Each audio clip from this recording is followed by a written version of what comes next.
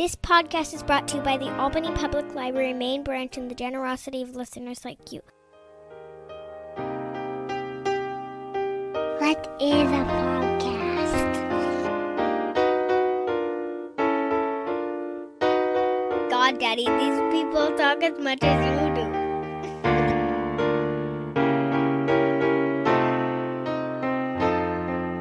Razib Khan's Unsupervised Learning. Thanks for listening to the ungated version of the Unsupervised Learning podcast. If you want to read some essays on some of these topics, please check out razib.substack.com. Again, that's razib.substack.com. Thank you. Hey everybody, this is Razib with Unsupervised Learning, and I am here today with my friend Titus Techera, who I know from the internet, as I know many people, mostly from Postmodern Conservative and his Twitter account. What else do you do, Titus? Tell us. Hey Razib, thanks for the invitation. Like they used to say, long time listening, first time caller. So I do 3 or 4 jobs. I run a small nonprofit in Hollywood. It's called the American Cinema Foundation, which is rare for conservatism. And so I do a lot of college lectures, for example, course design, a lot of writing for think tanks, freelancing for right-wing think tanks. Another job I do is I'm international program coordinator at the Edmund Foundation, the people who organize the National Conservative conferences, more of a big deal these days. And another job is I'm a managing editor of the European Journal of Political Philosophy at Matthias Corvinus Collegium in Budapest. So that's maybe a handle on what I do. Yeah. So, we will talk about human nature and postmodern conservatism in the course of this podcast.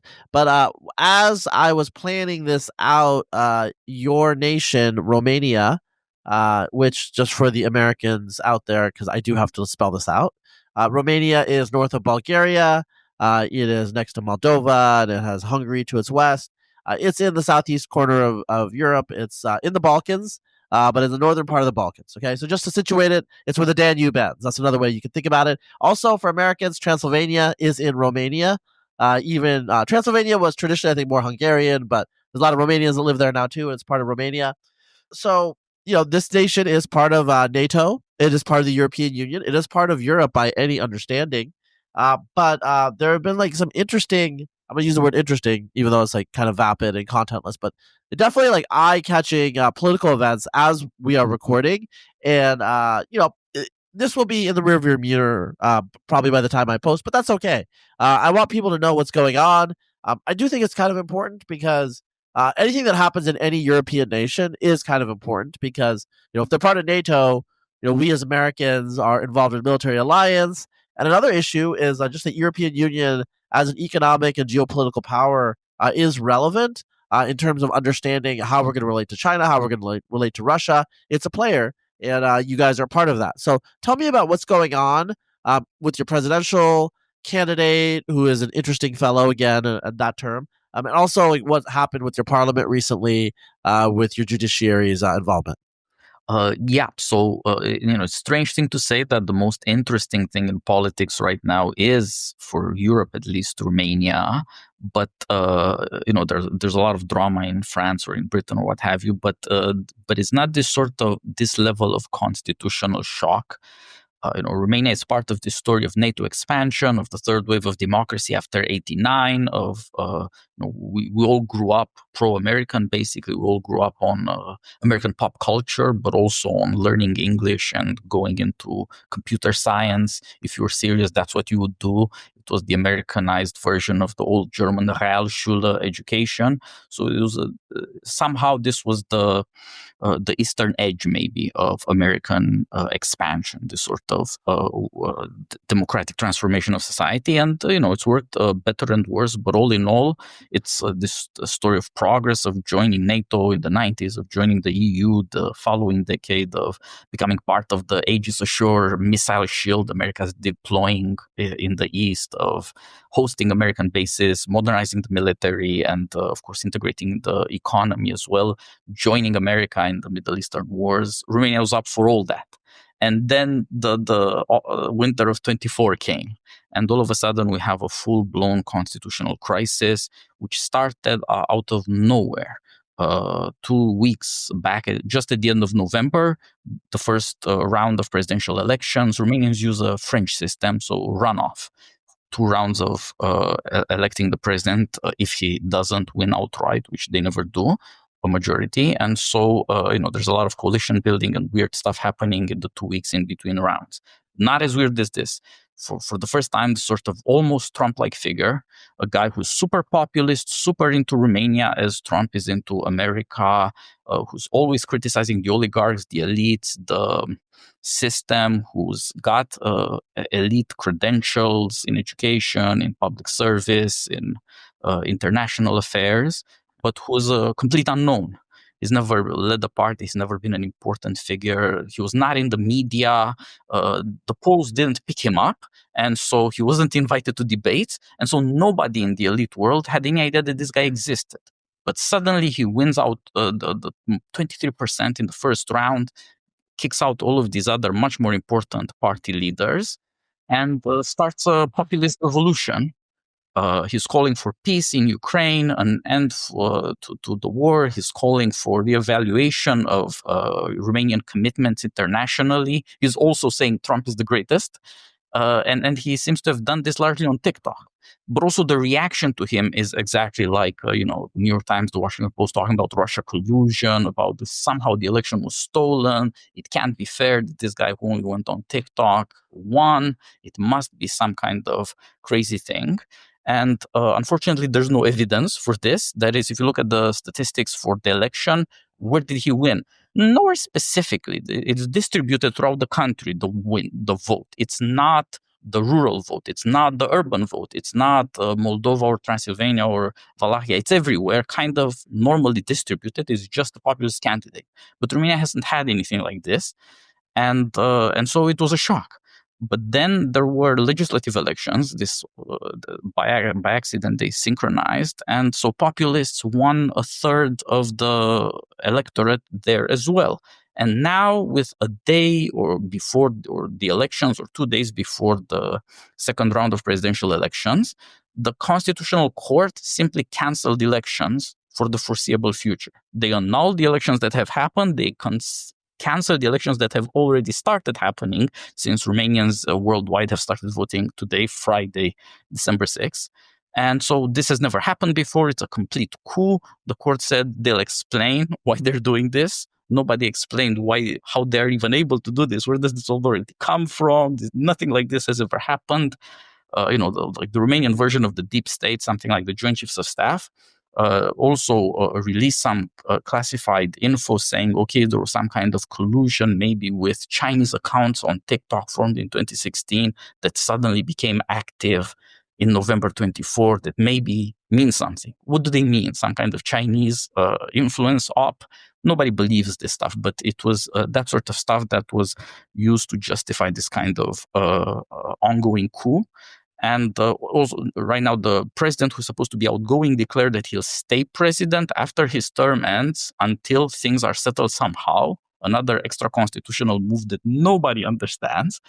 And so it's part of this new political shock that populists are shocking opinion, shocking elites, and elites are reacting by breaking the constitution apart, going through all institutional barriers, and just having this sort of open displays of power.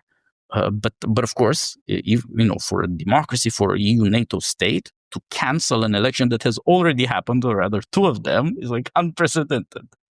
So amazing stuff, all in all. Well, so what are your you got neighbors, you got other countries in Europe. They have to have a say in this. Europe is a collective project now. Yeah, right. So one expects that there will be quite a lot of opinion. But so far it's been fairly muted. It was left to the EU to raise questions of TikTok, the Chinese corporation ByteDance. How are they at fault in this? These questions were raised by courts in Romania as well. But so far, nothing beyond that. There have been a lot of hysterical press reports in Europe, a few I think also in America, about how the far right is coming to power in Romania. The Romanian president is not that powerful a figure.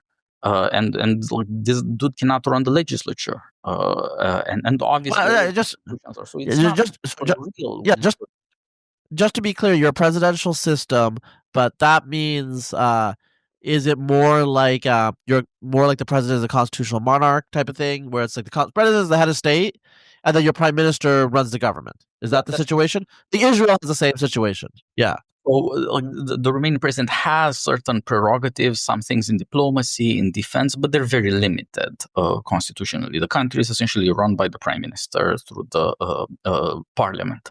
And so it's just not even, practically speaking, a worry. But the simple fact that it happened, that a populist who didn't exist, doesn't have a party, didn't have an organization, isn't somehow vetted, credible because of institutional affiliations, won, and was slated to win again in the second round, shocked the system and led to unprecedented extra-legal, extra-constitutional activity that so far has left everyone stunned. I expect that broadly EU authorities, such as they are, will sanction these sorts of activities, these sorts of it's going to look like, okay, Brussels decided that it's fine to cancel elections because they don't like the results. So there's going to be populist revolts of some kind or another in Romania, and there's probably going to be a bigger populist revolt in Central Europe, and next year, things are going to get worse. There's a lot more, let's put it this way for the American audience, the NATO eastern flank is divided between, on the one hand, Poland, which is very much pro-war, against Russia, for the Ukraine, for war, maybe for forever, and it has taken far and away the largest number of Ukrainian refugees, and so they're fully committed. But everybody else is not, and they're increasingly pro-peace. Orban in Hungary, Fico in Slovakia, they are pro-peace candidates. The Austrian government changed this year, and they are now pro-peace. Next year, there will be elections in Germany, and probably they will be pro-peace also. So, and Romania, of course, is now turning in this direction. And Romania and Poland are the only real armies in this part of the world. So regionally, it matters. Given the fact that America picked a fight with Russia in this neighborhood, it matters. And like Romania has not mattered otherwise, I don't know, hundreds of years maybe. But now all of a sudden, it's going to be on everybody's radars, and it's going to be the sort of test between elite and populists. What does democracy mean? Do you get to run elections? Do you get to rerun elections? What do you get to do? And from what position do you get to do these kinds of things? Yeah, so I guess what it sounds like is there's a groundswell, there's a broad based populist revolt against, and just what I know, and I probably know more than the typical American about Romania because I'm a little bit of a geography nerd, and Romania was one of those communist, was a communist country that had actually a relatively violent end of the regime, with Ceausescu, the communist dictator, being executed. Ceausescu and his wife being executed, and my understanding is, I don't know what it is after the early 90s, but the post-communist regime was initially pretty much the old communist people, but they just reinvented themselves, whereas in some countries there was a total overthrow. So there are some countries in Eastern Europe where the parties afterwards like reinvented themselves as social democratic, but they were really communist parties. And then there were other countries where reformists, Solidarity or whatever, that were basically the anti-communists, took power. And so, you had this back and forth going on with Romania. It was a case where they were basically like anti-Ceausescu communists that took over. They reinvented themselves. And you guys are now the EU. You guys are now in NATO. You guys are part of Europe. I mean, that's the dream. Why are people unhappy in Romania then? Because that's my intuition. If you're voting for a kind of a weird unknown populist, people are unsatisfied with the status quo. What's going on? Yeah, exactly right. Your outlook is basically right. Romania had a weirder 80s. There was never a post-Stalinism, just a second mini-Stalin tyrant, Ceausescu, and the 80s were incredibly poor, just brutal stuff. A couple of hours of electricity a day, a couple of hours of hot water. They just brutal stuff, unlike anything that happened to, say, Hungary or Poland and so on. And also, it was the last revolution. It was the end of December '89. It was beatings, security troops in the streets, mass arrests. It was going to turn into mass murders. And then the mystery happened. Somehow somebody abducted the tyrant, his wife, and executed them and broadcast it on TV on Christmas morning '89. It's like, wow. Today, Romanians have no idea who did it. And so already from '89, Romania was this weird story. Okay, democracy is coming, but something weird happened. This was some kind of a coup. Nobody knows who killed the tyrants. You can see them die on YouTube. Nobody ever claimed we liberated. Nobody ever said, vote us, we brought freedom. So that's the origin of this democracy. And therefore, Romanians have been unusually conspiratorial in their thinking. They've been unusually anti-system, unusually suspicious. Of course, the fact that the heirs to the communists who took over in the 90s brought paramilitaries into the capital to beat up protesters in the 90s also, confirmed the suspicions and has made people very, very cynical. But it took a generation of prosperity, of technological transformation, of integration into all of these things for people to come up with this sort of populist reaction to globalization. It's 2024, and all of a sudden, how smart is it to simply follow this sort of Euro-American elites if they fuck up energy and they fuck up the economy and they fuck up the military situation? Everybody in the East jumped on the American ship because they thought it would be better. And basically not because they're Democrats, but because America is a winner. And America nowadays looks like it's run by psychopaths. Like the sort of stuff. So, for example, Romania, most of these countries in the East, there is no gay marriage. There are no woke constituencies. It's crazy. Political populism in this part of the world is completely anti all of these sorts of social issues, and so these countries have split. A lot of us could say, hey, we're opposed to the old communist corruption, the oligarchs that bought up public assets in privatization, whatever. But where do you stand on gay things or woke things or trans things? And where do you stand on Jesus? And this polarization made, I think, this guy come completely out of nowhere because he talks about God all the time. And this has never happened in Romanian politics. And so a lot of people thought he's my guy. And it's the first time I get my guy. Not the guy for the elites, not the guy for the EU, not the guy for this sort of management of the leveraging of capital and labor internationally, but my guy. So that's the reaction, I believe. Well, so as we're talking about Eastern Europe, in terms of Romania and how it differs, my perception, just from talking to people, I don't have too many Romanian friends, but I do know people from Romania. I mean, obviously they're mostly in science. They're different. They're not like typical Romanians, but they grew up there. And then, I've talked to people who've gone to Romania, and so after communism, during the time of communism, during the Warsaw Pact period, we in America, and I was just like, because I remember, as a kid, we kind of viewed the Warsaw Pact, like Soviet Union, all of them as one thing, right?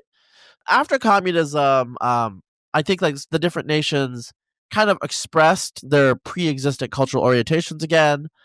So, for example, Czech Republic, it was democratic, relatively secular already before World War II.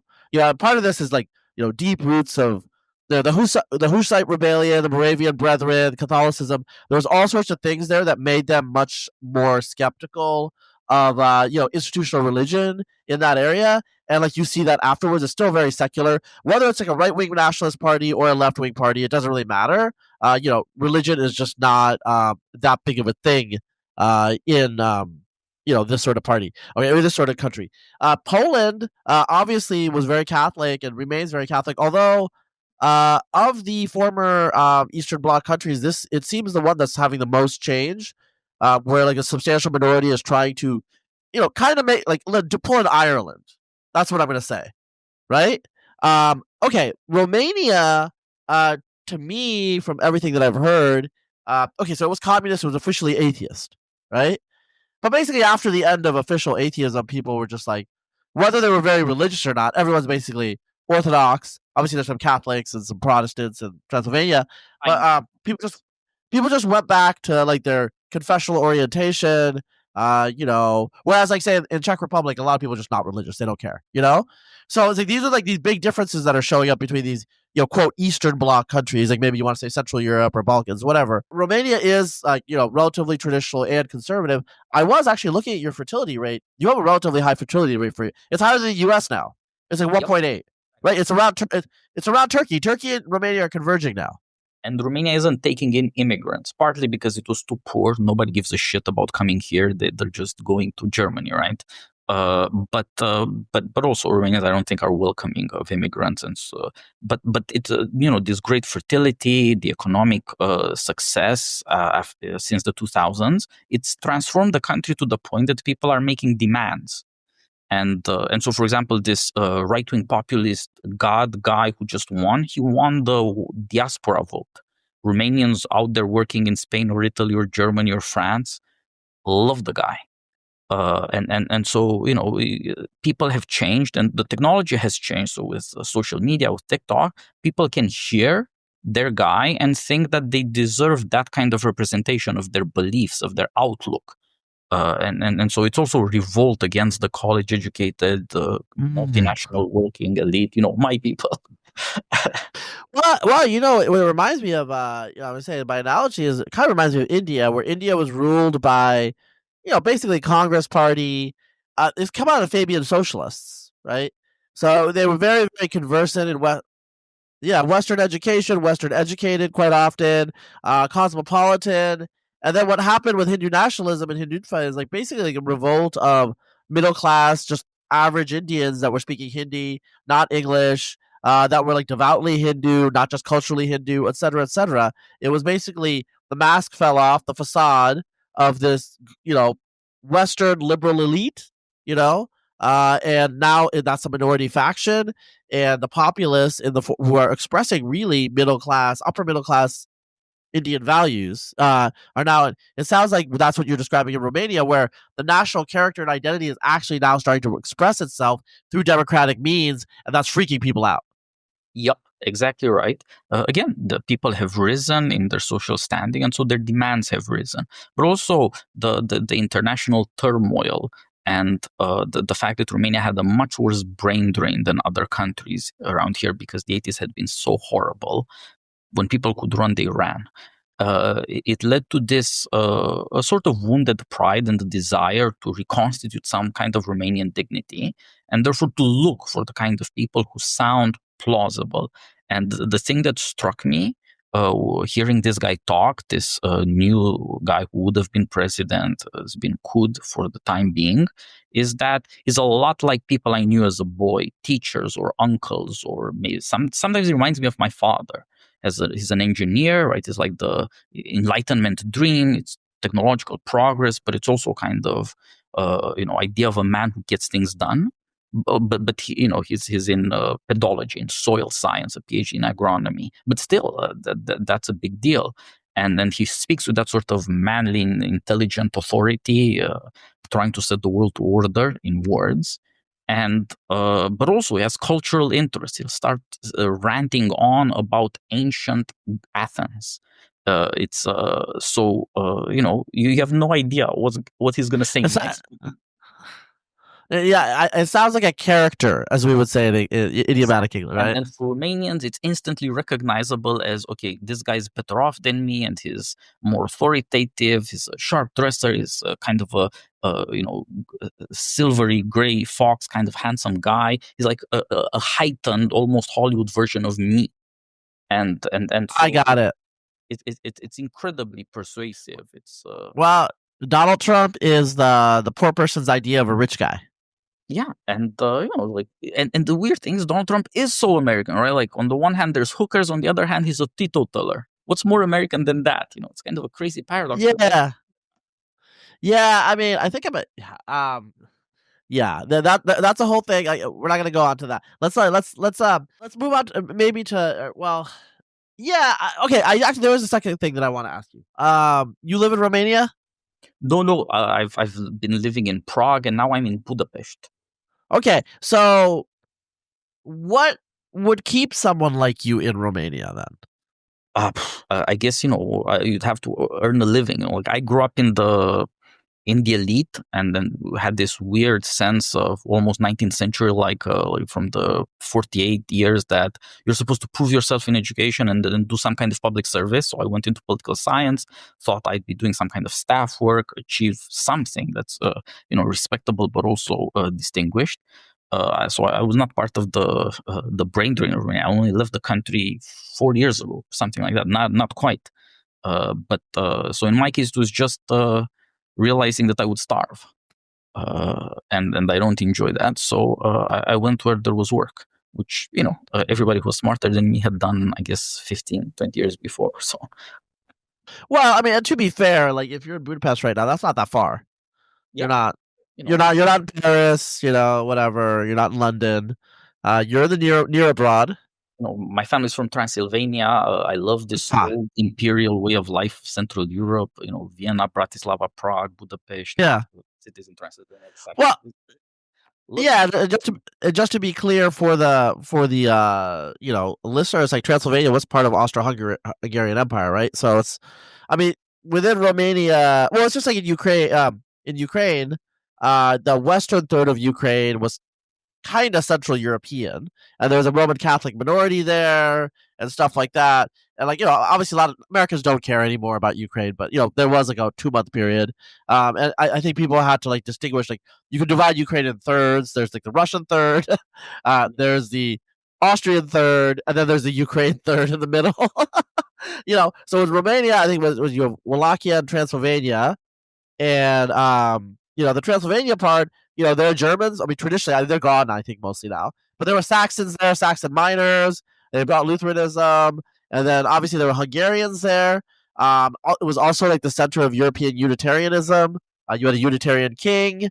So it was religiously very diverse. There's Unitarians there. There's traditional Protestants there. There's Catholics there. There's Eastern Orthodox there. So Transylvania is a very cosmopolitan history. I think right now it's, demographically, it's mostly Romanian. You also have the Roma, the Gypsies, in Romania. They're like, what percentage of the population do you think they are? I know that there's like a census number I can look up, but you know what I'm trying to say? It's actually hard to say. Yeah. Two reasons. One of them, there's quite a lot of gypsies who do not have papers. Like officially, they were never born, something like that. And so you're not part of the system. The other reason is that a lot of gypsies, if you ask them, like, okay, what are you? They just tell the census Romanian. And so if you look up statistics, like you're saying, you look up the census, you can see 10 years apart, massive changes. These gypsies have not left. They have not, ascended to heaven. They have not disappeared. They just say, I'm Romanian. And, there's nobody who can tell them, no, you're not. Like, obviously, people, if they look at them, they'll say, no, you're a gypsy. But also, okay, you're Romanian. So official purposes, you're in. And so it's hard to say. It might be 5%, maybe somewhat less, but I wouldn't hazard a strong opinion. Well, I mean, okay, last thing, like, okay. I don't get to talk to a Romanian about Romania very often. Like, if I talk to Alex Kashida, she's going to be talking about like wokeness in America. I love you, Alex, but you know what I'm saying. Okay, so the whole like Roma issue, a lot of Americans don't understand. If they haven't been to Europe, they don't understand like how pervasive the Roma are. Since the EU, they're everywhere, and actually, like in some parts of Europe, when you say someone's Romanian, you just mean Roma, because those are the Romanians that they see. This kind of annoys other Romanians because how do you introduce yourself to people but not be like, I'm Romanian, but I'm not Roma? You know what I'm saying? But it's like, what is the social integration in Romania like between? Because I mean, and like in the to make sense to Americans, the Roma do look different. They do look like darker skinned. On average, there's overlap, obviously, and there's intermarriages, but they look, there's almost a racial difference there, right? Like, if you ask Romanians, what does Narendra Modi look like? He will say, looks like a gypsy. Racially, they're much more similar. Or like, now, like this great dude who's going to head the FBI, Kash Patel, If you'd ask Romanians, but actually, like Romanians, Hungarians, Slovaks, these are the major places. They would all say gypsy, gypsy, gypsy. And also you have to understand that, right, Europe went through this horrifying war. Romanians, all of these people, we do not have the sentimentality that Americans have about race. Nobody really likes gypsies, and nobody is really ashamed of it. There is a kind of liberal minority in Romania that says, well, you're a racist, but most people say, just go fuck yourself. It's just like people don't like it. You're not gonna, so you're not really gonna change their opinions on this, and it's not really possible to shame people about this stuff. To Remains, it would be insulting, as you're saying, like, no, it's our country, like, we suffered enough, let us at least have this. But also, you don't have this kind of luxury, the sentimentality about the downtrodden when you've been a slave to communist tyranny. It's sort of like, so if you go through East Europe, again, another thing that would shock Americans, trying to tell people about the Holocaust, people don't give a shit about the Holocaust because there was much more horrifying suffering for their peoples. It's like, they're not in. Yeah. Well, I mean, it's a very different outlook from that point of view. But also, there's sort of like in some parts of the South in America, it's much easier for Romanians to get along with gypsies than it is for, I don't know, Austrians who are shocked at the way of life that they cannot comprehend and just terribly disorderly. Romanians are confused. Yeah. Okay. Yeah. Well, I mean, I guess like it's not like the Jim Crow South, right? There are people, they're like assimilating gypsies, and you guys interact as like individuals. It's just that the gypsy way of life, and like people can like read about this on the internet, is very, very different from the normal. I mean, I don't want to get it. There's the gypsy way of life. They also exist in India. They're also very different than other Indians. Like I guess it says something about them that they've maintained, because like in the different countries they're in, they adopt the religions of the countries they're in. They adopt the languages of the countries they're in. They often have their own language, which is it's distantly related to Punjabi or Rajasthani. But they've maintained their distinctness across all these other countries, and they're still distinct in India. Like the gypsy groups in India are still very distinct. So it says something about this way of life that is so robust to modernity, which I guess like that's the next issue. Maybe we should talk about modernity and postmodernity and what's going on in the world today. What do you define as postmodern? Because like you run this postmodern conservatism. It's just a term that's been in the air. That I've been familiar with for 15 years. James Poulos used to be the postmodern conservative. This thing. Yeah, and I love James. Problem with James is very hard to understand. Like talking to people and saying, yeah, I know James is a friend. The next thing they say is, could you translate? Like, yes, I will translate. Yeah, like he's an American and you're Romanian, and people are just like, could you explain? So what is postmodern conservatism? I think this is actually fairly easy to get a grasp of. The modern revolution in thought, in society, in life was explicitly a revolution. To saying we're doing something new, it's going to be different. All the major writers, all the major political activities were explicitly innovative. And so postmodernism is in that sense applying this modern revolution, this modern skepticism to itself. It's no longer sort of like, even today, like I heard this last month from some lady saying that people in the Middle Ages wouldn't wash. They were superstitious. They were afraid they wouldn't wash. These sort of stupid Enlightenment myths that were once considered necessary to denigrate the past. People in the Middle Ages believed the earth was flat. Are you retarded? But it's desirable to believe that, because then you can look down on all these assholes from the Middle Ages. But you could take that somewhat sarcastic and skeptical attitude to modernity itself. How smart are these Enlightenment people? It's like all the liberals who made the progress of Europe, colonial empires, and just like piled up the money and the power to blow up the fucking continent in 1914. How enlightened is that? And so postmodernity is that skepticism of the modern project.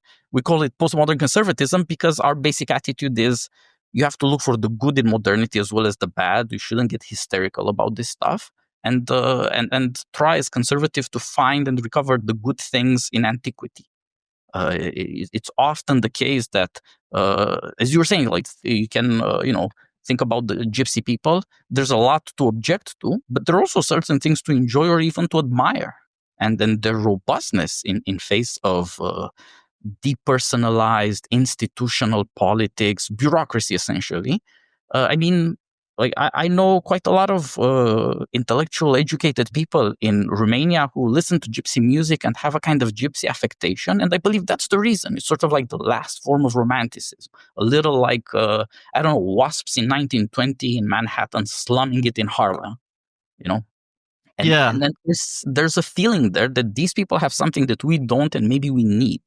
The ability to recognize that not everything modern is good, not everything new is good, and maybe some old things were good, but you'd have to sort of mix it. That would be the fastest way to get to Pomokon.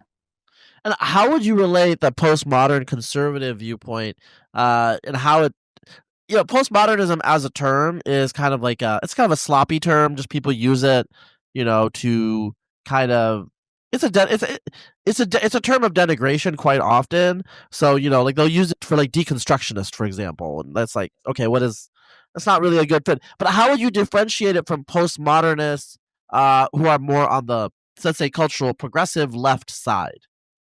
So the postmodernism is broadly understood to be a left-wing revolt, primarily against academy, against enlightenment. It's people like Lyotard who started this, saying skepticism of meta-narratives, skepticism of enlightenment, progress, so on. That's postmodernism. But it is, of course, with success, it was turned into basically advertising, sloganeering, right? You can call somebody an asshole, or you can say, no, I'm sophisticated. Either way, you would say postmodern. But my criticism, James's, there's a lot of us who criticize this version of postmodernism. Not that there's not a lot of value to Lyotard or Baudrillard or these sorts of French theorists, like them a lot, but they have a certain naivete. They're not. I think of myself as much more radical than the left when it comes to this question of understanding. Because, as I said, I'm open to the possibility that maybe there were ancient teachings that are simply true, and that modern people forgot about or misunderstood, and they're wrong. And you have to go to the root of the matter. It's not enough to say, like, I'm a bourgeois 68 guy, fuck you, daddy, I'm going to have a left-wing revolution. That's a childish attitude. Postmodernism has to be a lot more radical in theory. It has to really get to the root of the matter. Why are we dissatisfied with modernity? What's the problem?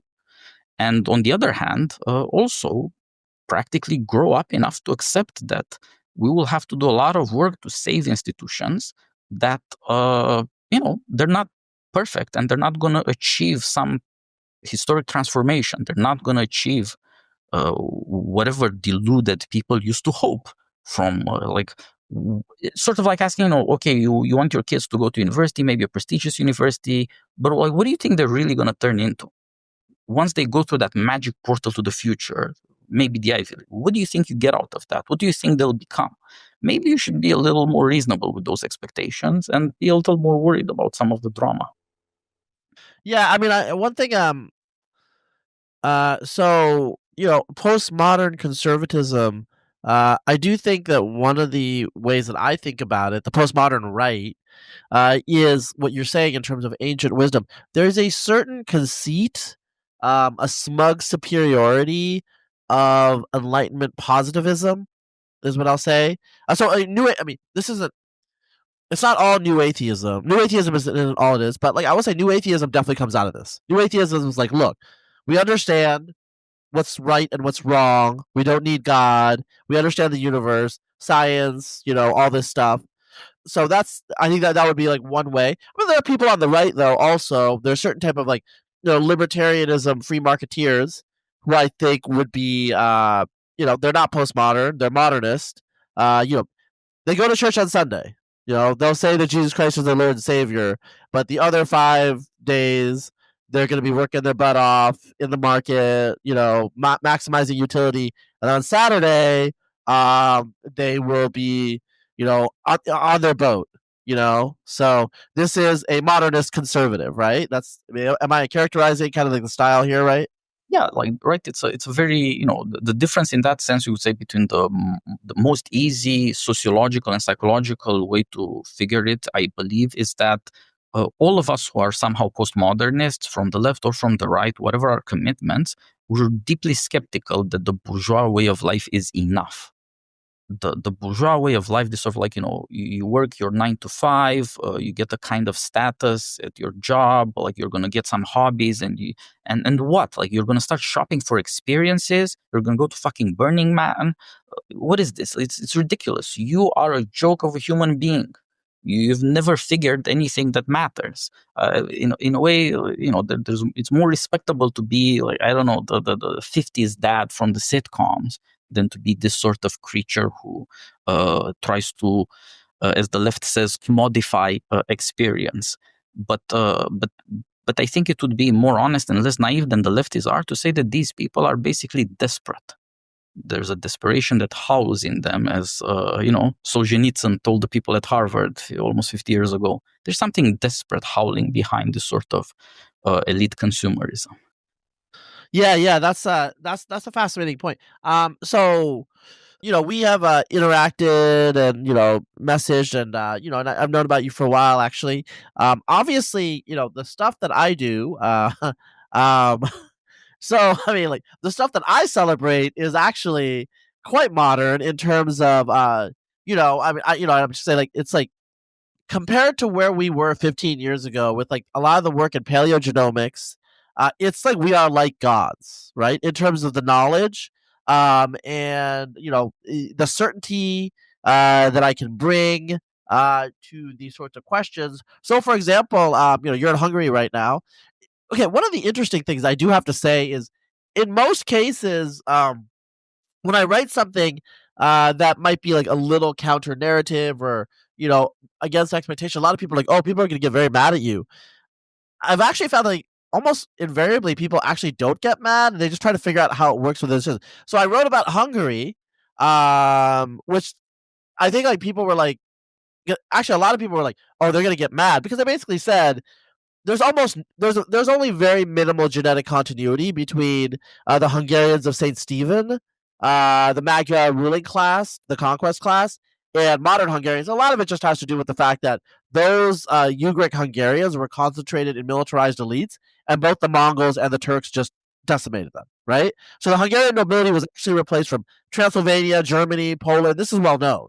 So it should be no surprise, right? If you think about after the fact. So I said this, and I'm like, Hungarians are basically like, I said there's kind of like a ghost insofar as like they're an ideological creation on this like Slavonic, post-Latinate, Germanic peasantry of this Ugric Hungarian idea, and they embraced it and they took it onto themselves. And that was just that's the only explanation I can have for this disjunction, right? And what I found out is actually a lot of Hungarians are super chill with it. Yeah. So I don't think anybody would be really shocked by that. But also, like, I mean, if you walk in the streets of Budapest, you see a lot of foxy blonde ladies. That is not Central Asian horse invaders, right? Those people would look like me, okay? Or like if you look at Orban Viktor, that guy looks like Central Europe. yeah, It's, there's people from Slovakia to Romania that look just like that. Okay, it's just known here. But of course, it was a very different issue, say 100-something years ago, when there were still wars fought over borders, and so these sorts of nationalistic ideologies counted in the way now they don't. And then the problem turned otherwise. It became a liberal interdiction. You can't notice people's ethnicity. You might say something bad. It's how, as positivism in the social sciences appeared, they said, okay, we're not going to talk about prejudices because you're just a regular asshole. I'm a scientist. I'll call it a stereotype. That's a scientific concept. But if you ask an American today, stereotypes, are they good, useful concepts? No. That's like slurs. Like, there's a kind of sensitivity there. It's partly democratic, partly just a liberal prissiness. You can't notice things about groups of people because somebody might get offended. But I think your discovery is actually very important, and it's certainly been my experience that there's a growing hunger for people to try to get a grasp of, okay, but what are we really? Like, I know what I'm supposed to be as a well-adjusted individual or a successful member of the educated class with advanced degrees, but also these other things that you're not supposed to talk about. Like, why do these people look the way they do? Where do they get these ideas or these traits or these tendencies? Why are they like that? That's a natural curiosity. It's part of our love of knowledge, but it's also practically a lot more useful. It pays to know. If instead of these sorts of educated people, America had prejudiced normal people, Afghanistan would not have gone down the way it did, because people would have realized it's a psychopathic enterprise. Like, if you're, first of all, for Americans, like, if you're a carrier-based nation, don't go to a landlocked desert. It doesn't make sense. And if you have elections for years, don't plan 100 years war. Just like know what Americans are like, but also know what Afghan people are like. If these people are vaguely psychopathic, just like learn a little fear and stay out. There's nothing you can do to them that's going to, make a difference. Like, you can't intimidate Yeah. them. So again, Well, common sense helps you a lot more to get in touch with nature and make some practical decisions. Stay out of certain kind of concerns. Like, I think our common friend Steve Saylor deserves to be famous for saying at the dawn of the Iraq War, look at fucking Iraq. Like, half of them are cousin marriages, first and second degree. You will not install impersonal institutions where every judge, every administrator, every cop on every beat is somebody's uncle. Like, you're not going to get impartial justice. Just like, let it go. Let them do them. Don't pretend they're going to be like you. Like, be realistic. Be more natural. Yeah, and that's this is again getting to the point where this in America, this is not a left-right thing, because in the 2000s, in that George W. Bush era, the conservatives were the utopian ideologues, and they actually accused left liberal skeptics of the Iraq intervention of being racist. Yeah. I remember that. I was like, oh, come on, whoa. It's like they're just saying like, okay, like, this is not, you can't just like create like a Jeffersonian democracy like that. But actually, that is what the George W. Bush era of muscular neoconservative thought was. Look, the irony here is how ideas mutate. 1970s neoconservatism was about domestic policy and urban reform and just realism about crime. Yep. How did that mutate 25 years later into like a global revolutionary war? I don't know, but that's what happened, Like, it is a very interesting transformation. Like, let me say one thing about this stuff. So, like, those people like Edward Banfield, the greatest American social scientist, James Q. Wilson, his student, the next best, or people like Irving Kristol, Norman Podhoretz, great guys to read today. If you read those guys today because they were talking about the 60s or 70s, you feel like they're talking about 2024. We're sort of redoing the 70s, so it's very attractive, but also much higher caliber. What I would like to point out to people today is that what the neocons did in the 60s is what the Silicon Valley tech lords are doing today, a takeover of the Republican Party on the intellectual side. And this is also what progressives did to the Republican Party in the 1890s, the arrival of Teddy Roosevelt and people like that. Republicans are the natural party of government in America, but they're not the brightest people. They're the ordinary people. They're the decent people, but they're not the smartest people. They need an elite. And so, like, once in 60 years, there's a takeover of the party. And it's going to happen again with Elon Musk and David Sacks and all of these guys. And suddenly you realize that there is somebody with the brain power and the ruthless will to get something done, and it becomes a government program. But there's this other thing you mentioned about the second generation neocons committing to these sorts of crazy wars. That I think the truth about the Afghanistan-Iraq wars, this sort of shit in the Middle East, was that these people believed that America needs to be remoralized. 90s Clintonian materialism, Baywatch, girl and boy pop, cultural materialism is held. And honor and democracy and war are just better things.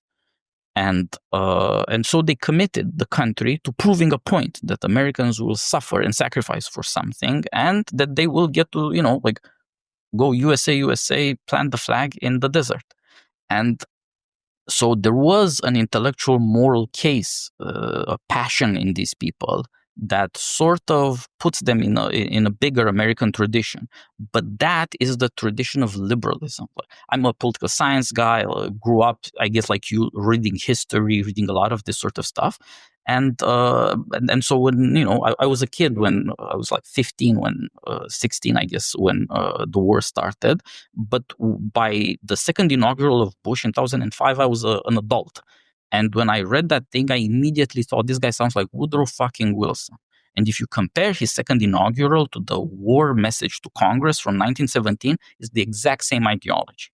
And that's the truth about American elites, that what was kind of crazy Wilsonianism in 1917 became the garden variety Washington, D.C. person by the year 2000. That if you try to tell these people apart, good fucking luck. I mean, like, what's the difference between Dick Cheney and Hillary Clinton? Not an easy thing to figure out. Well, 2024, there's almost no difference, actually. And now it's obvious to everybody. But but I think you're right also about this, that if you go back to 2002, it's either going to be right-wing people like Pat Buchanan, who used to work for Nixon, or left-wing people, some of whom are crazy. Bush, Hitler. Literal communists. But they did notice that, oh my God, what is this crazy thing? And if somehow it had been possible to rock the boat at the time, unfortunately it wasn't, America would have been spared no end of drama. So there's something to be said, okay, like America really needs to listen to crazy people. I remember a discussion actually, like on a Blogging Heads, like in 2007 or something, between this like left-wing historian and journalist who, he's not like super prominent, but he's written for Mother Jones for a while and stuff like that. But Eric Alterman and was it Bill Scher, who's kind of like a moderate Democrat, like respectable person, and they were talking about like Afghanistan and Pakistan, and the left-wing guy was basically like, I just don't think we're gonna make this work. And the respectable liberal was like, look, like we could do education and all this stuff, and he's like, and then he's like, why don't you just trust in the people or something? He said something like that. And Eric Altman, he's like, because I think they want to kill me. And I was like, I think he's right. I mean, he's like a Jewish academic. Yes, they would kill him. Like, he's exactly right. But Americans don't want to say that. You know what I'm saying? Exactly, and that's not that's not feasible for the education of an elite. Okay, like there's some kind of deal that America is based on that, there's 5 company towns that drag the nation forward. Like for beautiful people, it's Hollywood, but for techies, it's the Bay Area. Like if you're political, you go to New York, just like if you're to DC. If you're a writer, you go to New York. These are all company towns, but that also means that like the people who go there are as weird or freakish as the beautiful people in LA. It's like you gotta be a freak to do it. You gotta be maybe a reject in a certain sense. And so like then when you join the team, in this case in DC, it's for life. These are your people. This is your tribe of rejects here. And that creates, in a way, a bond. And then, of course, like what makes you be willing, again, to go back to Hollywood, because everybody knows it, what makes you be willing to suffer the stupid humiliations of being an actor/barista? Ugh. Yeah. Like, because there's no way out. There's no way back. But that's true of DC as well. And that's how, the ugly truth about America is that the house is run by 22-year-old staffers. These people are idiots, and there's nothing else that they can be because nobody else will do the job at the price. And from that point of view, like they're undergrads, the Senate is run by grad students. Is that better? Is that worse? Look at grad students. Sure. Okay, yeah. No comment there. Yeah. What are those people gonna do when they have absolutely no ability to take no for an answer? It's like academia, another sort of college town, but more distributed. But it's mostly the Northeast, if we're being honest. There's no dissent. And DC had the same quality. There is no dissent. It's not possible to let some crazy guy say, because they fucking want to kill me. But that's home truth. That's the one moment when reality has news for you. Like, this is a sound basis on which to build. Like, this guy knows what's up. But if you don't have any system for dissent, because everybody is in it together, they're all in cahoots, it's like, oh my God, it's the DC uniparty, so on. Maybe it's not just that. Maybe it's just that they're all of a kind in a situation where nobody else is like them. It's like there's no big conspiracy of like chess kids in America, but they tend to be kind of a kind. It's like there was no plan. I don't know, 90% guys, but it is that way. Yeah, So yeah. it's just this. Well, I mean, so going back to like concrete, like specific things that I'm wondering. So, you think that there might be things that we have forgotten, lost from antiquity. I will like bracket this and preface this just by saying again, like as an American, so 2010 I was in Italy, just like I was there with my wife and my girlfriend at the time. Anyway, but we were there, and I remember, I think we were in Tuscany. It was around Florence, and I was at like some sort of like small, like it was kind of like a fortified villa. That's the way I'll describe it.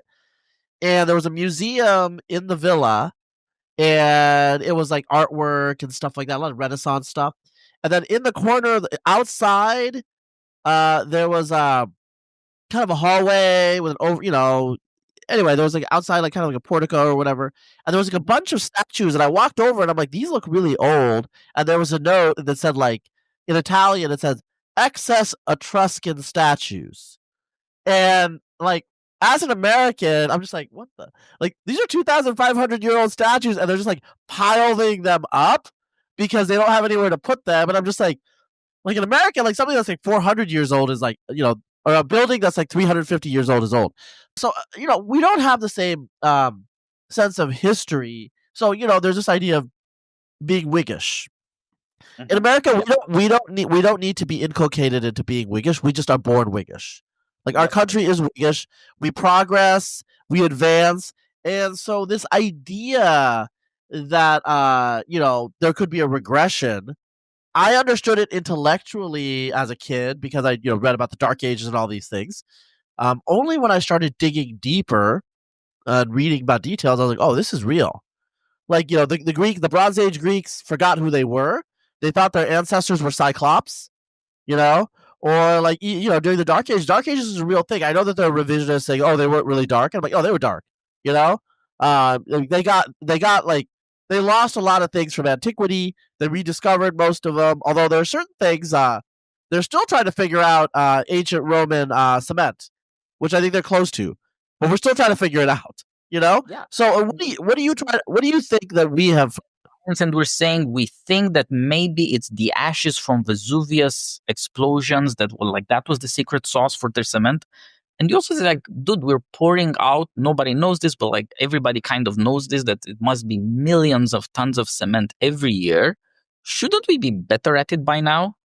Yeah. But like maybe not. Maybe there are weird things that escape us. Maybe there's something about the way we think that, we get all our powers primarily out of focus. That's not all there is to the mind, though. Like everybody who has a specialty, but also other interests, confronts this psychologically now and then, that I have some kind of way of thinking about what it means to be human. But there's also this one place where I'm really proud of myself. That's somehow me. But also this other guy is me. And he's just, in a way, more interesting, but not as impressive, not as accomplished. But civilizationally, we've shifted way too far down that side, obviously. It's like positivism all day, every day, for everyone. You gotta, like, if actually, Titus, for mouth for this paper, you're not. For the listener, describe what positivism is. Just we've talked about it, but you should at least like define it, I guess. Right. Should always define these sorts of things. Okay, so positivism is an outgrowth of modern science, a very specific interpretation of modern science, and it's specifically, or the specific difference is to say that only those things can be called knowledge which emerge out of a certain process of experimentation, a certain scientific method about breaking up any question into a process of investigating the parts. And that we shall call knowledge, and not anything else. So it's a mix of logic and empiricism for stuff that you would learn in high school or college, but it's a very specific and a very narrow mix. So it's think about like kind of intelligent people today might talk about Karl Popper, the scientific method, the logic of discovery, this sort of stuff, and any reasonable adult and even a smart kid would tell people, you are an idiot. This is the stupidest thing I've ever heard, because it does not explain the only thing that really matters. Like, how did anybody ever get an impressive idea, which is the thing that is powerful, that is germinating? So it completely obfuscates the issue. And in that sense, you would say that positivism is the ideology of bureaucrats of the mind. You got to get the process right. And hence, those sorts of like revisionism, like Kuhn or Feyerabend or whoever, those people are basically right. They don't really go far enough, or they don't have a good way to oppose this. Maybe a better way would be to say, if you read people like Karl Popper, they say people like John Locke or Francis Bacon or Descartes, they were stupid, they were wrong, they were dogmatics. Like, shut the fuck up. These people invented modern science. They were much smarter people, and just they had a level of thinking that scientists today don't even consider possible. So, like, we all believe we should tell our kids to learn algebra, like Descartes, Cartesian algebra, Cartesian math. They never ask, like, why would he do this? They think, like, there's a history of mathematics that comes with certain names here and there, but there's no rhyme or reason. But Descartes invented algebra on purpose. It's like it's an alternative. Like I was saying, modernity is a revolution against what came before.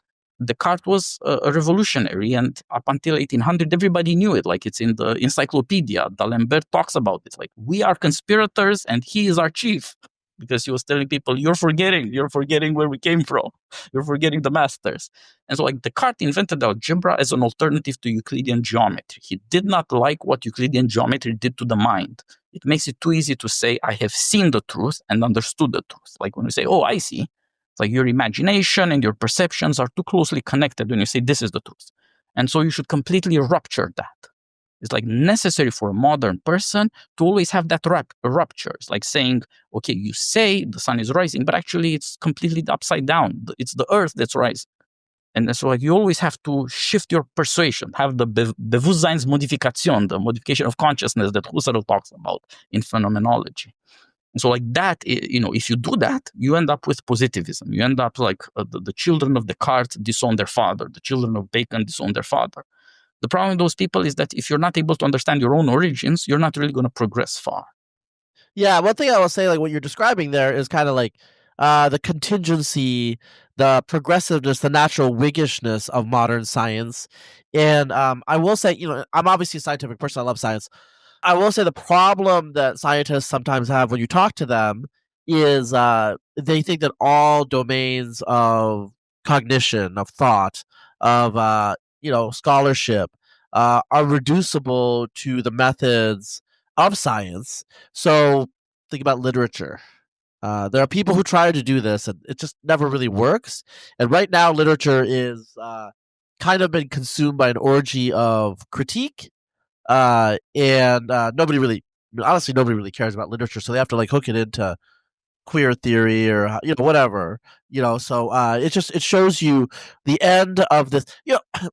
This sort of positivism has different returns in different domains. Let's just put it that way. Like, if you're talking about like an engineer, you get it. Like, that's contingent, progressive. Exactly. So, like, but I think the proper understanding would be to say, like, look, we cannot run this world without engineering, and we do not wish to give up the stuff that engineering gets us. So we have to have engineers and the engineering frame of mind around. It's just a necessity. Some of it is good. Some of it is telling these people to shut the fuck up.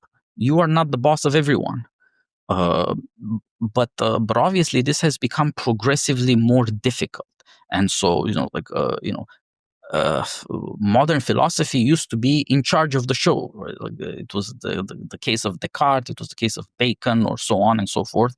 It lasted maybe through, I don't know, Immanuel Kant or Hegel. But afterwards, there was this complete split between philosophy, or any attempt to say what even brings the disciplines we call the university together. Why are all these people in the same building? What do they have in common? And how should they be arranged? What is the structure? What is the hierarchy? And what is the purpose of the production of knowledge in the university? Like, what is enlightenment in the famous Kant essay? Nobody in the sciences today is capable of asking these questions, or almost nobody. That shows you that they're just not that bright. But they're also incredibly powerful. And I think maybe for that reason, the proper criticism of positivism should be to say, okay, let's look at the science itself. From the ordinary man's point of view, which I think is also the true point of view, but that's a long argument, you should ask yourself, like, why don't we have another Einstein? The money we put into this stuff, the prestige of the universities, their chance to skim the talent off the top, they should be producing Einsteins maybe once a year. My MacBook is getting better. Why the fuck aren't my scientists getting better? Where is my genius? Think about it. So, that's, I would say, a very, very important question. Maybe science owes a lot to the arrival of these geniuses, and that arrival is somehow contingent. Nobody programmed for Einstein in the German educational system. Nobody programmed for somebody ending up an immigrant and becoming Feynman in the American system. And so again, from the American point of view, what if, if I can add a bit of European skepticism, what if America is just not that good at science, and all of the great American scientists were imported from Europe, admittedly some in infancy, or they're children of immigrants. But everybody's an American now. Show me the science. Show me the greatest achievements. Maybe it's sort of like Peter Thiel says, what if we have stagnation? But I would say, I'm not a tech guy. Obviously, I'm not Peter Thiel. I'm more a university science guy. I would like to know what knowledge is, what is cause, what is B. These are the questions that matter. And I don't see physicists dealing with this seriously. So that would be my intellectual criticism. I would like to see more geniuses. I would like to see more breakthroughs. Then I will be the guy saying, maybe it's my turn to shut the fuck up and listen. But now I think it's their turn. Okay, so I want to we're talking about science. I want to talk about something that it's not part of my bailiwick, but I think everyone's interested in this. What is going on with modern film? So I am a little older than you. I still remember 1999, the greatest year that ever was. Which, from a film perspective, you can make a case that that's one of the big ones, right? So I remember, in the 1980s, I'm not saying that there were movies were bad, but there's a lot of action movies and stuff like that. There was a period, it wasn't like the return of the auteurs, but there was a period in the 90s where people like Tarantino were given a little bit of flexibility to do different novel things, right? And then in the 21st century, that kind of slowly faded out, and we're in the Marvel era. And now we have AI, and we're going to see. I just feel look, I love capitalism, I love money, I love affluence, but I have to be honest and say that over-rationalization and commodification, sometimes more is not better. So the Marvel films have more color, more special effects. They're actually very, very well optimized. Apparently, I forget they have a certain template, Dark Knight of the Soul. They actually have something that has been tried and true and tested, kind of like ketchup. Ketchup has a good flavor of a balance between umami and salt and sweet. Well, that's what the Marvel films are. And yet now in 2024, people they're tired of it. They're tired. It's they're tired of white bread or ketchup or TV dinners, all of these incredible innovations that in the beginning people were super excited about. This is going to be our future forever. And they're this isn't and then now they're doing artisanal whatever. They're trying to go back. We're trying to go back to wheat, dark bread, and all these. Well, so I feel we're not there with film yet. But I think as an outsider, I can say something went really wrong in the teens, and I think after a period of binging, we are now in hangover, and I think Americans are very tired of this derivative, sequel, special effects, blockbuster world that we chose, that we selected, that we incentivized. Yep, exactly. That's the thing, that it's maybe the hardest thing for any major power to accept, that maybe it's your successes that cause your downfall. It's it's not you could be having too much winning. You could maybe, get tired of winning. It's like it's the epitome of American power, and the results are often, look, they're just disgusting. Like in perspective, 100 years ago, America had great masters in cinema, was competitive with the world, and has been since. But after the year 2000, most of the interesting filmmakers are somewhere else. Like in communist China, there's this guy called Zhang Yimou, who's made beautiful and amazingly interesting, sophisticated movies. And it also has this weird story, like where he somehow manages to thread the needle against the Communist Party. Okay, he'll direct the Olympics in Beijing, but they're going to let him do these things where in epic form in the ancient past, he can say fuck you to the communists. Like, very interesting. America has nothing except the 90s. The great, like, who's a master or anything comparable to a real artist in Hollywood today? It's Tarantino. It's another 90s guy called Nolan. It's like Paul Thomas Anderson, maybe another 90s guy. Like, that's what you got. It is the case that, that's not progress. That's here we have not achieved something. We used to think we had it, and for a while we did have it, and now we've lost it. And even audiences have tired of this shit because it's boring. But that's it's a very hard bottleneck to get through. It might not be possible for people now to recognize or select artists. Like the levels of conformism in elite institutions are, I would think, unprecedented. There used to always be some heretics in America, some heterodox figure, somebody who's like bucking the trend. But when once bucking the trend became the trend, it became much harder to recognize who the real heretics are. It became much harder to tolerate dissent. It's like it's a little like, I mean, if you can sell people T-shirts with messages that say that I'm special, right? Like it's just mass produced, dude. Everybody thinks they're special. Everybody thinks that they figure something out. Everybody thinks that they have eclectic taste in music or some shit. It's not true. And so there's this weird way in which there's in all of these domains of activity, right? Like we want progress, but we also would like to have some things that are special. And progress basically means we want the averages to go up.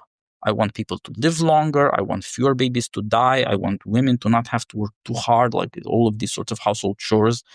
I want these things to progress. But on the other hand, I would also like it to be possible to behave like a human being and not like a vaguely corporate HR approved bureaucrat living in fear of whatever he might say, who needs an alt account on some social media to let off steam.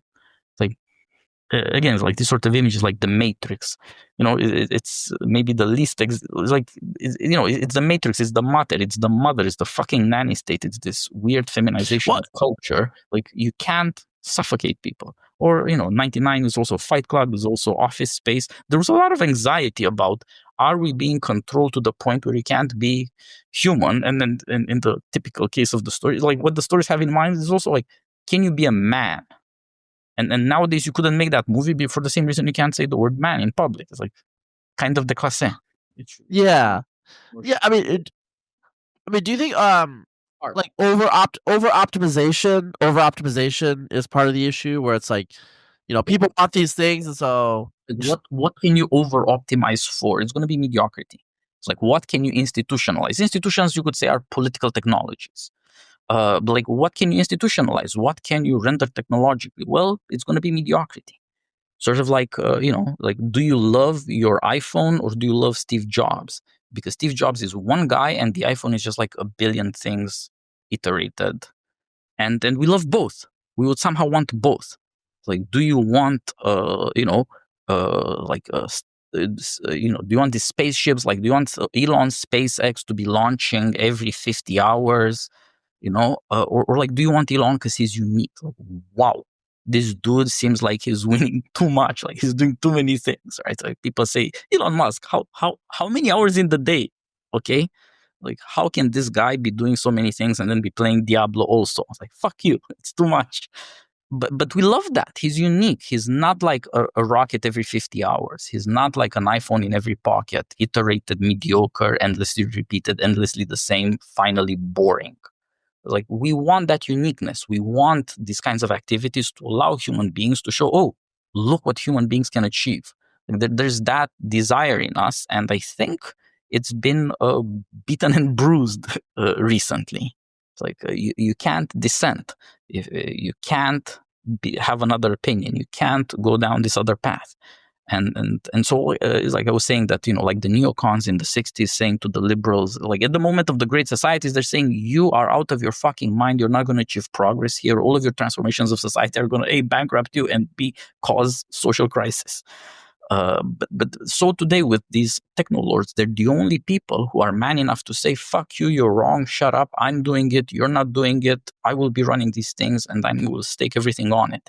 Like that's a very American spirit. It's there's something manly, daring. There's the audacity of it, and I think that's our moment again. You've had some harsh things to say about positives and engineers. On the other hand, it sounds like you have some good things, or you're hopeful. Someone like Elon, right? Yep. Yeah, I completely agree. I would not ask Elon Musk what he thinks about the structure of being. I don't think he has any interesting thoughts about the structure of being. I would be very curious to see what he comes up with next. And I'm a big promoter. He's much smarter than people give him credit for, and that's the goddamn pity of it. You're not going to be able to produce another Elon Musk, but we could achieve something if people realized what kind of guy this is. Because there'll be a lot of people who are, of course, inspired. But what I'm looking for is less inspiration, more guidance. It's like America should have enough of a public intellectual life that people try to figure out what kind of guy is this guy? How does his mind run? What are some of the experiences that count? Because you might be able to identify them in other people. Not the whole package, but get a quarter of the package and you are still going to have a winner. And we all need that. It's weird that now it's the right that's all about the great men people. It's weird that now it's the right that's somehow all about accelerationism. It's largely fake, right? This is not really right wing. Accelerationism is also inherently complicated.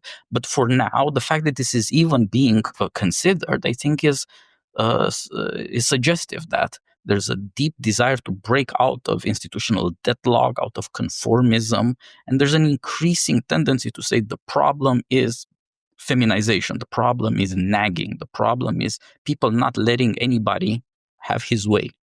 This weird conformism that's called by my friend Lomas the long house or Bronze Age pervert, this sort of stuff. And increasing this hard not to say, obviously they are right. And so, you end up with these kinds of heroes. Why not Elon? You show me who else. And then I guess, that's what drives all of these 20-year-old kids that I don't really understand to Trump, because he doesn't take the shit.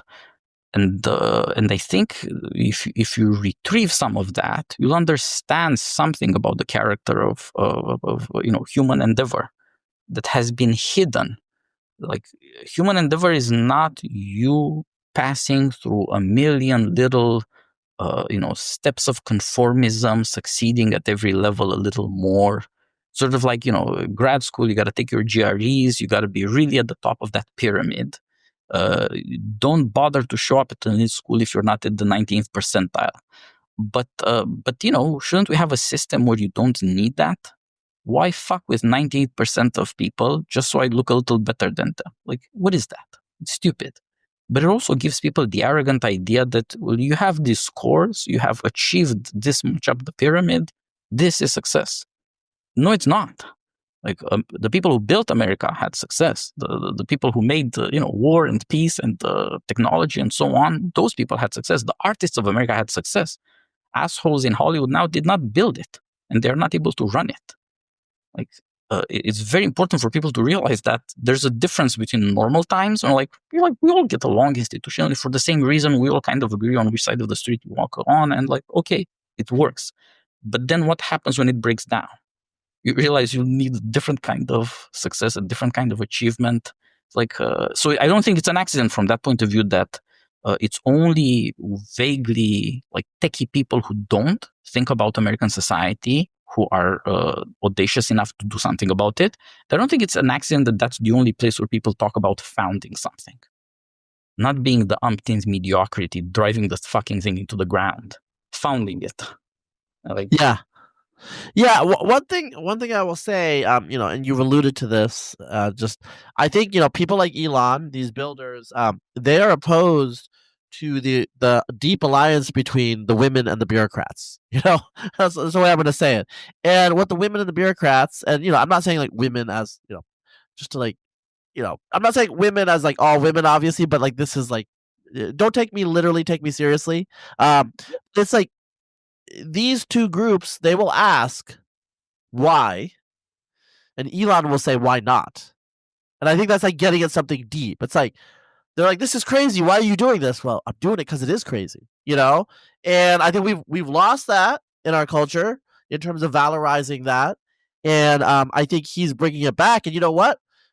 He's the richest man in the world, give or take. He's created 2 new industries. He might create more. Arguably, satellite internet is so he's one of the few people that has standing to stand up to everybody, to the establishment, to the institutions, because he is remaking the world. And that is the only person that can actually speak back with authority. Yep. I feel. Exactly. And the more people line up on that side of the field and take a stand, the more there will be room to breathe for other people as well. One underrated thing about Elon Musk is that everything that he is not doing, he doesn't give a shit about. And it's like there's a lot of freedom around Elon. If you want to revolutionize another industry, he's not going to stand in your way. He's not going to try to regulate you out of business or like short your business or do I don't know what sort of bullshit. He's not going to try to get the government to audit you or somehow fuck with you. So like that's an underappreciated quality of this sort of focus. It lets everybody else do what they're doing, whatever it is that they want. There's right? Elon didn't go after these people; they came after him. He's not the guy to start the fight, but he does want to end it. And that's good for a lot of other people. Therefore, a lot of other people get chances. A lot of other things get to be tried out. There has been too long a time in America for people not trying things out. Too much of this belief in globalization is just laziness, mediocrity, and even a bit of despair. That like we can't do anything different. We can't do anything new. We can just make copies. Well, fuck that. You're not going to get people to sign up for it. And again, like I think the proof is right there. 21st century American, all of these efforts in politics, so on, they've not produced impressive talent. Okay, I would disagree with their ideas, but I would admire the achievement, maybe. Respect the success. But there are none of them. Like, it's sort of like, what does Washington really have to offer? What do any of these places really have to offer? It's an embarrassment. So it's like, if your basic impression is that it's more sophisticated to not expect an American senator or Ivy League president to speak intelligently, if that's sophistication, you're a suicidal person. You should expect, it expects that if you come with a title, that's impressive. So live up to that. Yeah, no, this is great. So we've been talking for a while. We covered a lot of topics. I think probably should end it here, but we will. I think I'll have you on later in 2025. I think we should talk about Dune because we have some disagreements, and I'm a little bit of a Dune. I mean, I've read every Dune book except for Heretics. Actually, I haven't read Heretics. It's. I read them all. I have to confess. Yeah. It was great. Yeah. So it's a, and like we've been talking about Elon Musk, so that's why definitely I know he is a legitimate. That's how him and Grimes kind of, grokked each other immediately. They're both super fans of Dune, and he still takes a lot of their ideas seriously. So I think we should do one just not really about politics at all, but just about like the arts. I'm a little bit of a Philistine, but I'm willing to learn. So Titus, you got a lot to say. You say it well. You probably you are more articulate in the Queen's English than most Americans. It's just like it's all good. But it was been great catching up to you, talk to you for the first time. Kind of quasi face to face. And if you ever come to the States, obviously maybe we'll meet up sometime. And I've talked about going to Budapest. I gotta, we have a lot of mutual friends, associated with that circle, and I know Rod Dreher, and I wanted to meet him, so maybe this year we'll make it happen. So we'll see. Yeah, actually, it's not hard. We just have to get the schedule right. Basically, we should do this, dude. It's a great idea. Well, I mean, the main thing is actually just like real talk. I did hear that like the State Department, if you talk to people in right wing circles in Budapest, the State Department will be on your ass, and I don't really want to deal with that stuff. And and I don't believe it's a joke. Like, these people, if you fuck with them, you should do it seriously, because they are not to be trifled with. Like, crazy the stuff that goes on. And I'm not like, I'm not a super political person. I'm just like, I'll just like talk to anybody. So I just don't want to get in trouble that way, like leaving the country and like, there's a picture of me and Rod Dreher, and like all of a sudden it's like, because I think like they're after Rod now. So I've known him for like 20 years. It's just like, it's not like some deep, like, I'm not a deep undercover, like Hungarian agent. I don't know. I don't know, man. The conspiracy theories, right? I'm Orban's ma'am in Austin. No, I mean, like, whatever. That would be great. Hungary is interested in stuff. No, we'll make it happen. We'll make it happen in 2025. I'll check out Budapest, and maybe I could go hang out with some gypsies, my like genetic brethren. I don't know what we'll talk about. The music, it's the dances. It's actually a lot of fun. Yeah. All right. Well, it was great talking to you, man. All right, man. Thanks for having me on, and let's talk Dune another time. Bring back our for sure childhood boyish idealism. Oh yeah, that's gonna go on forever. Okay. Bye-bye. Bye.